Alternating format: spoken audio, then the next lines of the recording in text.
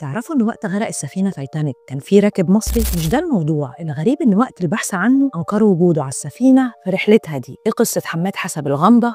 تعال أقولك.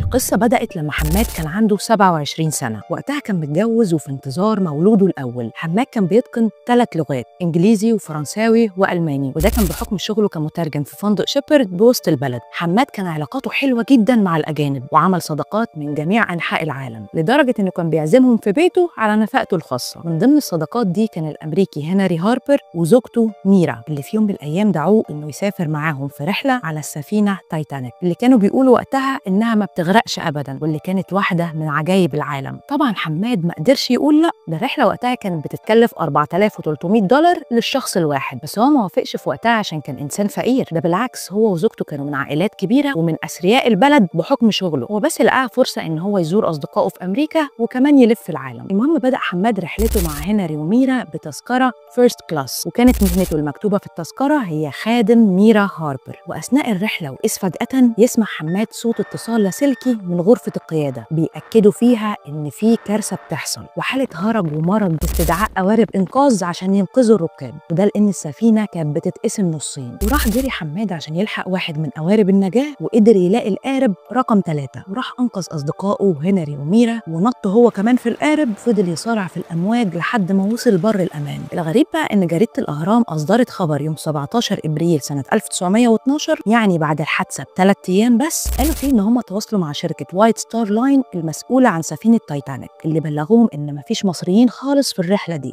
وطبعا ده علشان الشركة تتهرب من الفضيحة. الأغرب من كده إن عيلة حماد وصل لها تليجراف يوم 18 إبريل الساعة 5:30 الصبح تم إرساله لأخو حماد في مكان شغله بفندق المينا هاوس، مكتوب فيه إحنا كلنا بخير. وبعد كده اكتشفوا إن مش حماد هو اللي بعته، وبعدها اختفى حماد 3 سنين بعد الحادثة، محدش يعرف خالص هو راح فين، وده كان نتيجة لفقدان الذاكرة من صدمة اللي شافه والسفينة بتغرق. واتبنته عائلة لبنانية لحد ما تم شفائه تماما. طبعا كانت زوجته خلفت أول ابن ليه، وسموا الولد حسن الغريب، ولقب الغريب ده كان بسبب قصة أبوه اللي محدش يعرف هو عايش ولا ميت. وفي يوم من الأيام سنة 1915 مرات حماد لقت الباب بيخبط، فتحت لقيته قدامها. حماد كان رافض انه يتكلم عن الحادثه نهائي، ولا كمان انه يظهر في اي لقاء اذاعي، ده كمان ساب مهنته كمترجم، وكمان جات له تروما من السفر وكان بيرفض اي سفريه تجيله، ده كمان قطع علاقاته كل اصدقائه اولهم هنري وميرا، واكتفى بتربيه الخيول وتاجيرها في منطقه نزله السمان. قرر انه يعيش مع اسرته بسلام، وبدل الولد الواحد بقوا 6. ومات حماد على سريره في هدوء وهو عنده حوالي 98 سنه، وفي وسط اسرته انتهت قصه حماد العربي